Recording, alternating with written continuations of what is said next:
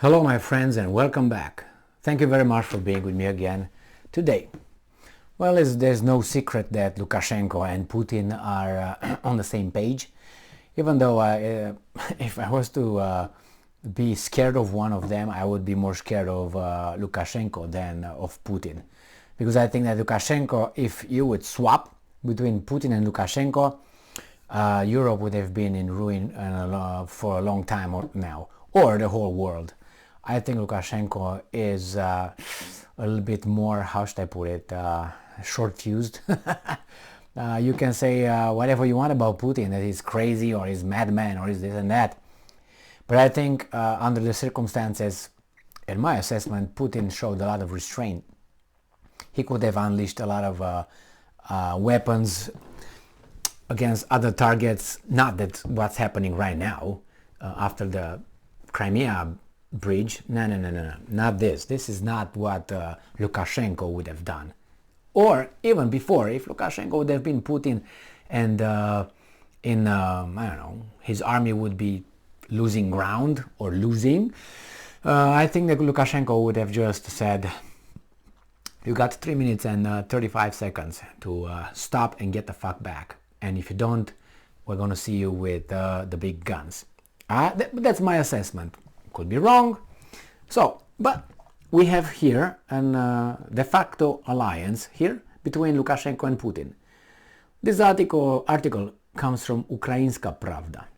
It's from October 10th, 2022. Lukashenko and Putin agree to deploy joint army. Now, how do you call that thing? Alexander Lukashenko, the self-proclaimed president of Belarus, has announced that Russia and Belarus agreed to deploy a joint regional force. Where? Now, quotation. Due to the escalation on the western border of the Union State, we agreed on deployment of the regional grouping of the Russian Federation and the Republic of Belarus. All of this is being done according to our documents. If the threat level reaches the current level, the way it is now, we will start involving the Union State grouping. Okay, well, so reading it again. If the threat level reaches the current level, the way it is now, we will start involving the Union State grouping. Okay, details. According to Lukashenko, the armed forces of Belarus make the core of this grouping. He states that the formation of this grouping has already begun. And I'm quoting, "It has been ongoing for 2 days already, I think."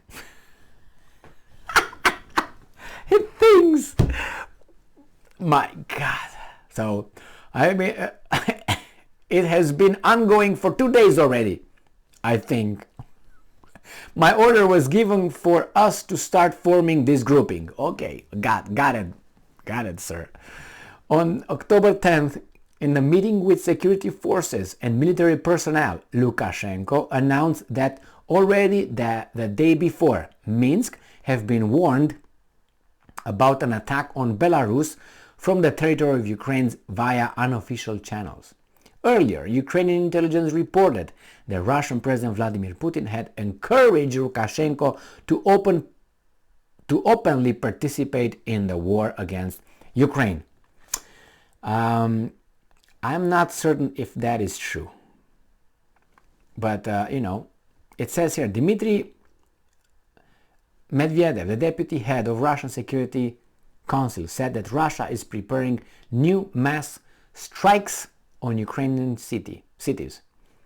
Well, in the meantime, Lukashenko and Putin are strengthening their armies. And I have an article here coming from Ukrainska Pravda again, from the same date of October 10th, 2022, and this comes from the Belarusian Defense Ministry.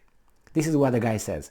So, Belarusian Defense Ministry claims Belarus will not fight against Ukraine unless, and this is the key word, and I'm quoting, provoked.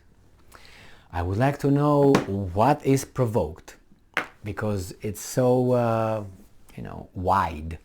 A lot of things can qualify to provoke. What is provoked? Is this provoked? Is this provoked? Is this provoked, if you know what I mean? Why is it provoked? Telling you I'm going to punch you in the teeth? What is it? So that's up to the Belarusian army to determine what provoke means. I don't think Belarus will get involved, but even if, I would say, maybe if the Ukrainians are going to hit within Belarus, then there would be a clear provocation, and that's very possible. And if the Ukrainians are doing that, are doing for one reason only, to get NATO involved. So, don't get me wrong, the fact that Russia weaselly uses Belarus's territory to attack Ukraine, that legitimizes Ukraine's right to them up too. You can't, I'm in a war with my neighbor over there, he's shooting at me, I shoot at him, blah, blah, blah, blah, blah, and all of a sudden the mofo goes to this neighbor's house, who I'm neutral, goes to that house and he starts shooting at me.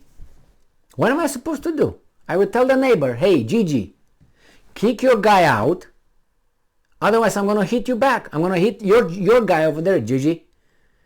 If you don't do anything, that's what's going to happen. And Gigi will say, no, I'm not involved, don't shoot. Well, then kick your neighbor out. Why did you let him get in? Because I'm a weasel. Okay, then if you're a weasel, then support the consequences of a weasel, which is smacked. So that's why I think that Ukraine is entitled, by reciprocity, the law of reciprocity, to shoot back. Now you say, well, it was not the Belarus army who shot at you. That's true, but they still use the territory. But then you can say, wait a minute, but where are the weapons coming from? Are those legitimate targets for Russian army?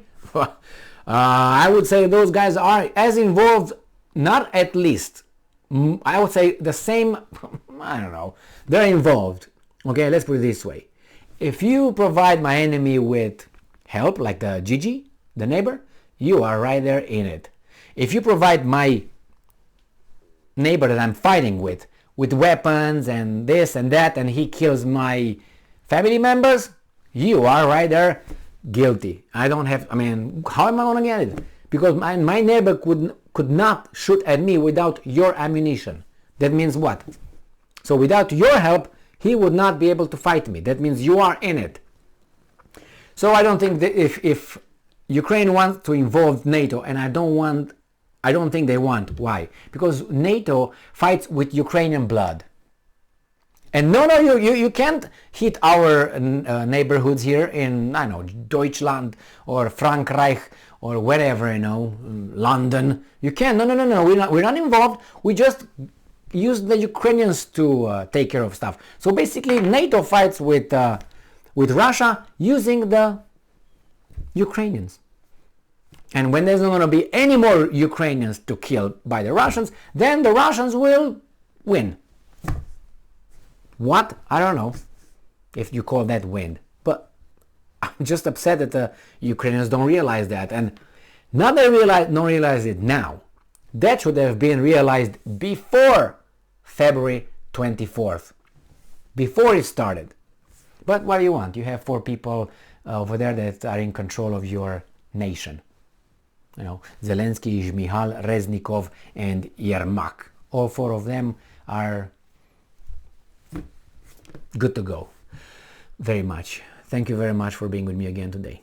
Stay strong, stay smart, look for the truth, and be just.